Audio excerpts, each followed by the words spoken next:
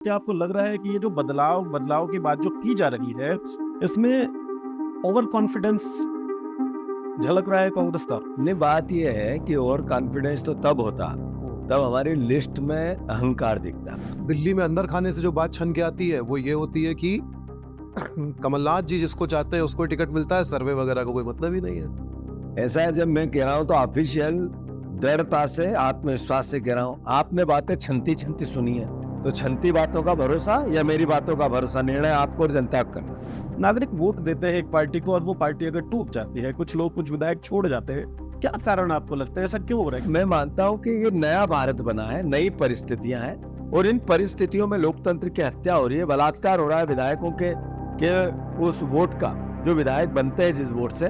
तो ऐसी परिस्थिति में नया कुछ हुआ है, नया एक्सपेरिमेंट हुआ है, नया इलाज निकलेगा। नहीं, लेकिन इस बात की क्या गारंटी है कि इस बार नहीं विधायक टूट जाएंगे? इस बार चूंकि 146 से 156 सीट आ रही है, इसलिए नहीं टूटे जाएंगे। पहले बॉर्डर पे थे इसलिए टूट गए। मुख्यमंत्री की जो कुर्सी है, अगर वहां तक पहुंचे, क्योंकि सपना तो होता ही है जब हम इलेक्टोरल कॉन्टेस्ट में है ही, पॉलिटिक्स में है ही, तो शायद और कुछ बेहतर कर सके हम मध्य प्रदेश के लिए। तो वो कुछ सोचते हैं आप उस विषय में? मतलब सीधा सवाल आप ये कहना चाहते हैं मैं मुख्यमंत्री बनना चाहता हूँ क्या? जी। कमलनाथ को मैं मुख्यमंत्री बनाना चाहता हूँ। जब केंद्रीय मंत्री बीजेपी की लिस्ट में आए, प्रत्याशी बन के जब उनका नाम आया तो ये कहा गया कि शिवराज को साइडलाइन किया जा रहा है। क्या परफॉर्मेंस के कारण साइडलाइन कर रही है भारतीय जनता पार्टी या कुछ और डर है?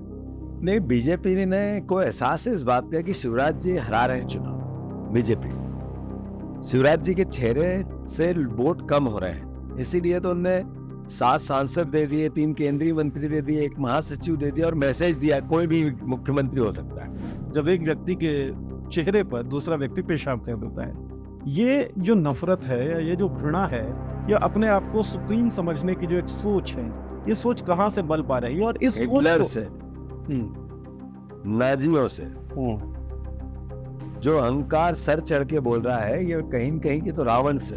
ये जो बुलडोजर जस्टिस है मध्य प्रदेश में, कांग्रेस की सरकार आएगी तो उसको खत्म किया जाएगा। कांग्रेस की सरकार आएगी तो संविधान से प्रदेश चलेगा। तो चुनावी कैंपेन में राम होने चाहिए, नहीं होने चाहिए? चुनावी कैंपेन में न्याय होना चाहिए। अभी राहुल गांधी ने अपनी एक रैली में कहा कि आरएसएस की असली लेबोरेटरी गुजरात नहीं मध्य प्रदेश है। इतिहास में बात करें तो पिछले 30-40 साल में वनवासी कल्याण आश्रम एक आरएसएस का एक विंग है जो मध्य प्रदेश के इलाकों में जहां जहां आदिवासी आबादी थी वहां फैलाया गया, और उसके जरिए तमाम गाँव और दूर दराज के इलाकों में किसानों में, ग्रामीणों में, आदिवासियों में एक रेडिकलाइजेशन जो है, जो इनका पूरा कट्टर हिंदुत्व का पूरा आइडिया है, उसका किया गया। कोई कांग्रेस के पास स्ट्रेटजी है कि सरकार में आते हैं तो वेलफेयर एक स्टेट बना के आदिवासियों के लिए, प्लस किस तरह का प्रोग्राम या पॉलिसी चलाएंगे जिससे वो जो रेडिकलाइजेशन है, वो जो एक कट्टरपंथी भावना भरी गई है, वो कैसे दूर की जाएगी? कुछ रोड मैप इसका है, क्योंकि अगर वो नहीं होगा तो फिर ये सत्ता में आना और जाना और उसी एक चीज से जूझना जहां सारे मुद्दे छोटे हो जाते हैं और हिंदू मुस्लिम बड़ा हो जाता है।